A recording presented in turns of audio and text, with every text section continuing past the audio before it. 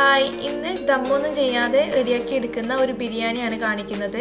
ഈ ഒരു ബിരിയാണി മസാല വേറെ, റൈസ് വേറെ, അങ്ങനെയാണ് സെർവ് ചെയ്യുന്നത്. കണ്ണൂർ ചില ഭാഗങ്ങളിലൊക്കെ ഇങ്ങനെയാണ് ബിരിയാണി സെർവ് ചെയ്യാറുള്ളത്.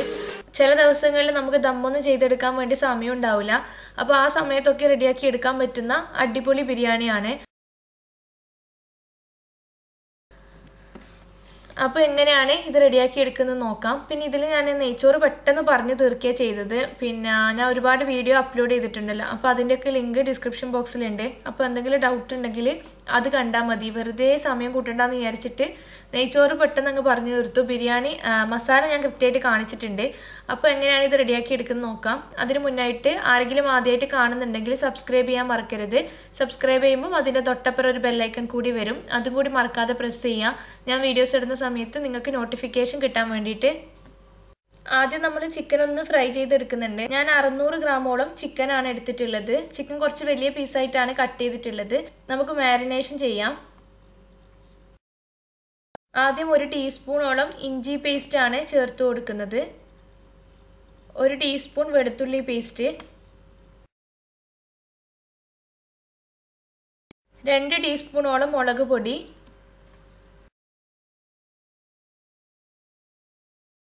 1/4 ടീസ്പൂണോളം മഞ്ഞൾപ്പൊടി,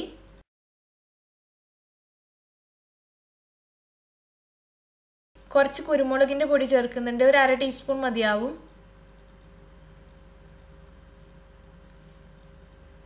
1 ടീസ്പൂണോളം ഗരം മസാല. ആദ്യം ഇതൊന്ന് മിക്സ് ചെയ്തെടുക്കാം. ഞാൻ ആ സമയത്ത് ഉപ്പ് ചേർത്തിട്ടില്ല, ജസ്റ്റ് വിട്ടുപോയതാണ്. ഇപ്പം 1 ടീസ്പൂണോളം നാരങ്ങാ നീരും ആവശ്യത്തിനുള്ള ഉപ്പും കൂടി ചേർത്തിട്ട് നന്നായിട്ട് തന്നെ മിക്സ് ചെയ്തെടുക്കുന്നുണ്ട്. ഇനി നിങ്ങൾക്ക് സമയം ഉണ്ടെന്നുണ്ടെങ്കിൽ ചിക്കൻ ഒരു 10 മിനിറ്റെങ്കിലും മാറ്റി വെക്കാം. സമയമില്ലെങ്കിൽ പ്രശ്നമൊന്നുമില്ല, ഇപ്പം തന്നെ നമുക്ക് റെഡിയാക്കി എടുക്കാം.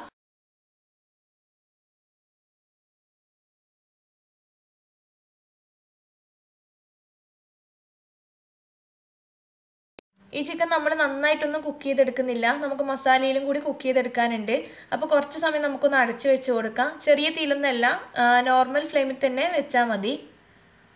അപ്പോൾ ഇത് അപ്പുറത്തെ അടുപ്പിലേക്ക് മാറ്റിയതിന് ശേഷം ഇവിടെ മസാല ഉണ്ടാക്കാനുള്ള പാൻ വെക്കുകയാണ്.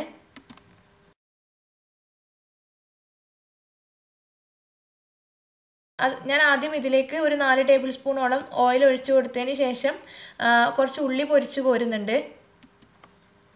ഓയിൽ അത്യാവശ്യം ചൂടായി വരുന്ന സമയത്ത് നമുക്ക് ചിക്കൻ ഒന്ന് നോക്കാം. ചിക്കൻ മറിച്ചിട്ട് കൊടുത്തിട്ട് മറ്റേ ഭാഗവും അതുപോലെ തന്നെ ഒന്നങ്ങ് ഫ്രൈ ചെയ്തെടുക്കണം.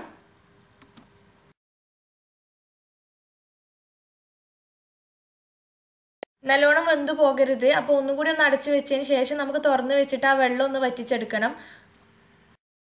അപ്പോഴേക്കും ഓയിൽ ചൂടായി വന്നിട്ടുണ്ട്. ഇതിലേക്ക് 2 സവാള നീളത്തിൽ സ്ലൈസ് ചെയ്തെടുത്തത് ചേർത്ത് കൊടുക്കുക. എന്നിട്ട് ഉള്ളി നന്നായിട്ട് തന്നെ വറുത്തെടുക്കണം. ഇത് പിസ്ത ഉണ്ടാക്കാൻ വേണ്ടിയിട്ടാണ്. സവാള ആയി വരുന്ന സമയത്ത് നിങ്ങൾ ചിക്കൻ ഒന്ന് നോക്കണം. ഇനി നമ്മൾ ചിക്കൻ അടച്ചു വെക്കേണ്ട ആവശ്യമില്ല, തുറന്ന് വെച്ചിട്ട് തന്നെ ഇതിൻ്റെ വെള്ളം വറ്റിച്ചെടുക്കാം.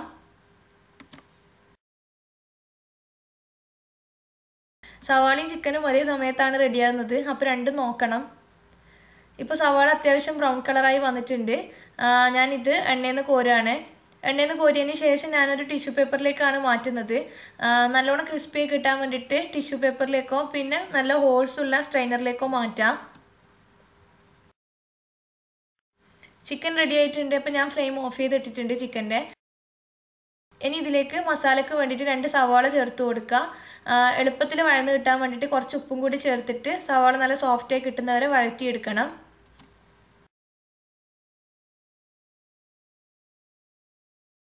ചെറിയ തീയിൽ അടച്ചു വെച്ചിട്ട് നമുക്ക് സവാള നല്ല സോഫ്റ്റായി കിട്ടുന്നവരെ വഴറ്റിയെടുക്കാം. ഇപ്പോൾ സവാള റെഡിയായി കിട്ടിയിട്ടുണ്ട്. ഇതിലേക്ക് നമുക്ക് പൊടികൾ ചേർത്ത് കൊടുക്കാം. 1 ടീസ്പൂണോളം മഞ്ഞൾപ്പൊടി, 2 ടീസ്പൂണോളം ഗരം മസാലയാണ് ചേർത്ത് കൊടുക്കുന്നത്. ഇനി ഇത് മിക്സ് ചെയ്തിട്ട് ഇതിൻ്റെ പച്ചമണം നന്നായിട്ട് പോകുന്നവരെ യോജിപ്പിച്ചെടുക്കുക.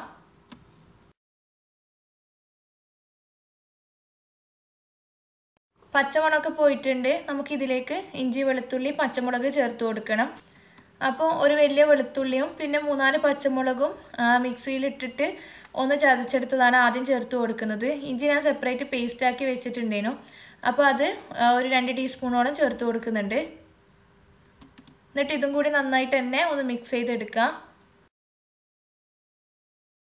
നന്നായിട്ട് മിക്സായി വന്നപ്പോൾ ഞാൻ 2 തക്കാളി ചെറുതായിട്ട് അരിഞ്ഞത് ചേർത്ത് കൊടുക്കുന്നുണ്ട്. നല്ലോണം യോജിപ്പിച്ചെടുത്തതിന് ശേഷം അടച്ചു വെച്ചിട്ട് നമുക്കൊന്ന് വേവിച്ചെടുക്കാം. നന്നായിട്ട് തന്നെ തക്കാളി ഉടഞ്ഞു വരണം.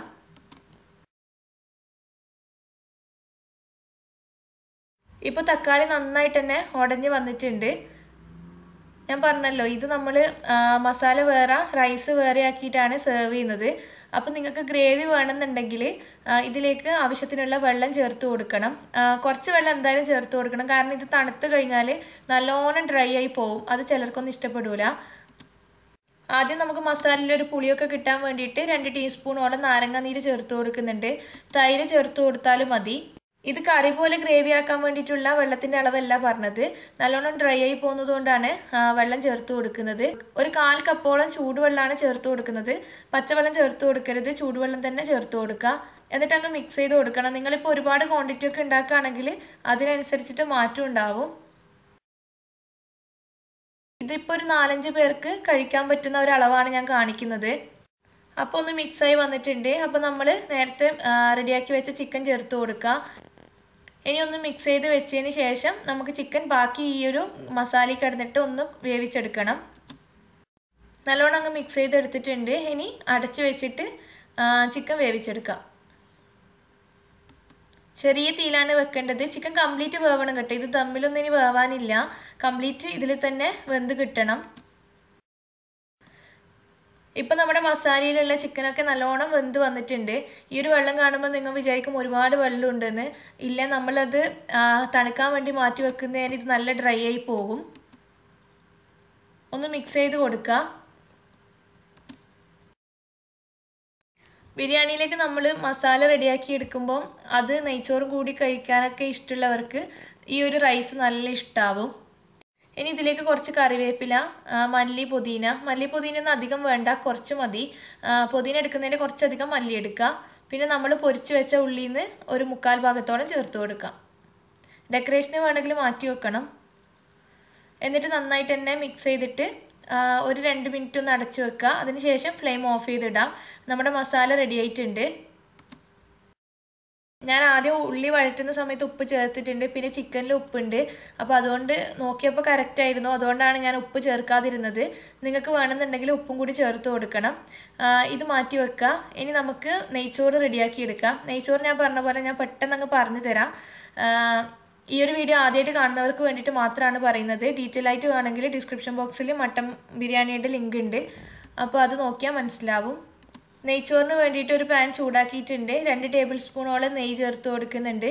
1 ടേബിൾ സ്പൂണോളം ഓയിലും ചേർക്കുന്നുണ്ട്. എന്നിട്ട് കഴുകി വൃത്തിയാക്കി വെച്ച ജീരകശാല അരിയാണ് ചേർത്ത് കൊടുക്കുന്നത്. 2 കപ്പ് അരിയാണ് ഞാൻ എടുത്തിട്ടുള്ളത്. അത് ചേർത്തിട്ട് ഒരു 3 മിനിറ്റ് ഒന്നങ്ങ് വഴറ്റിയെടുത്തതിന് ശേഷം ഇതിനാവശ്യമുള്ള വെള്ളം ചേർത്ത് കൊടുക്കണം. ഒരു 4 കപ്പ് ചൂടുവെള്ളമാണ് ചേർത്ത് കൊടുക്കുന്നത്. റൈസ് നമ്മൾ ദമ്മിലിട്ട് കുക്ക് ചെയ്യുന്നില്ല, ഇതിൽ തന്നെ കുക്കായി കിട്ടണം. പിന്നെ നമ്മൾ നേരത്തെ പൊരിച്ച ഉള്ളിയിൽ നിന്ന് ഒരു 1/4 ഭാഗത്തോളം ചേർത്ത് കൊടുക്കുന്നുണ്ട്. പിന്നെ സ്പൈസസ് ആണ് 2 ഏലക്ക, ഒരു 3-4 ഗ്രാമ്പു, 2 ചെറിയ കഷ്ണം പട്ട, പിന്നെ ഒരു 1/4 ടീസ്പൂണോളം ഷാഹി ജീരയും ഒരു 1/4 ടീസ്പൂണോളം പെരിഞ്ജീരകവും എടുത്തിട്ടുണ്ട്. ഷാഹി ജീര അത്ര നിർബന്ധമില്ല. ഒരു ചെറിയൊരു ക്യാരറ്റിൻ്റെ 1/4 ഭാഗം ഗ്രേറ്റ് ചെയ്തിട്ട് ചേർത്ത് കൊടുക്കുന്നുണ്ട്. അതും നിർബന്ധമില്ല. ഒരു 2 ടീസ്പൂണോളം നാരങ്ങാ നീരും കൂടി ചേർത്ത് കൊടുക്കുക. ആവശ്യത്തിന് ഉപ്പും ചേർത്തിട്ട് മിക്സ് ചെയ്തിട്ട് നമുക്ക് നെയ്ച്ചോറ് അടച്ച് വെച്ച് വേവിക്കണം.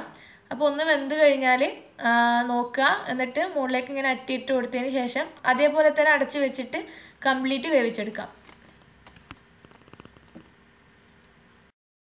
ഇപ്പം നമ്മുടെ നെയ്ച്ചോറ് നല്ല പെർഫെക്റ്റ് ആയിട്ട് റെഡി ആയിട്ടുണ്ട്. സെർവ് ചെയ്യുന്നത് നിങ്ങളുടെ ഇഷ്ടത്തിനനുസരിച്ചിട്ട് സെർവ് ചെയ്യാം. ഞാനിപ്പോൾ ജസ്റ്റ് ഒന്ന് കാണിക്കാം. ഞാനൊരു ബൗളിലേക്ക് നെയ്ച്ചോറ് ഫില്ല് ചെയ്തതിന് ശേഷം ഒരു പ്ലേറ്റിലേക്ക് ഫ്ലിപ്പ് ചെയ്ത് കൊടുക്കുകയാണ്. അതിൻ്റെ സൈഡിലായിട്ട് മസാല വെച്ച് കൊടുക്കുന്നുണ്ട്. ഇങ്ങനെയാണ് ഇത് സെർവ് ചെയ്യുന്നത്. ദമ്മൊന്നും ചെയ്യാൻ സമയമില്ല, പെട്ടെന്ന് നമുക്കൊരു ബിരിയാണിയൊക്കെ റെഡിയാക്കി എടുക്കണമെങ്കിൽ ഇങ്ങനെ റെഡിയാക്കി എടുക്കാം. പിന്നെ ചിക്കൻ പൊരിച്ചത് വേണമെങ്കിൽ സ്കിപ്പ് ചെയ്യാം. ചിക്കൻ പൊരിക്കാതെ നിങ്ങൾക്ക് മസാലയിലേക്ക് ചിക്കൻ അങ്ങ് ഇട്ട് കൊടുത്തിട്ട് അങ്ങനെ വേണമെങ്കിൽ അങ്ങനെ വേവിച്ചെടുക്കാം. പക്ഷേ ചിക്കൻ പൊരിക്കുമ്പോൾ ഒരു പ്രത്യേക ടേസ്റ്റാണ്. അപ്പോൾ വീഡിയോ ഇഷ്ടപ്പെടുകയാണെങ്കിൽ ലൈക്ക് ചെയ്യാനും ഷെയർ ചെയ്യാനും മറക്കരുത്. ഇതുവരെ സബ്സ്ക്രൈബ് ചെയ്തിട്ടില്ലെങ്കിൽ ഇപ്പോൾ തന്നെ സബ്സ്ക്രൈബ് ചെയ്യുക. Thank you.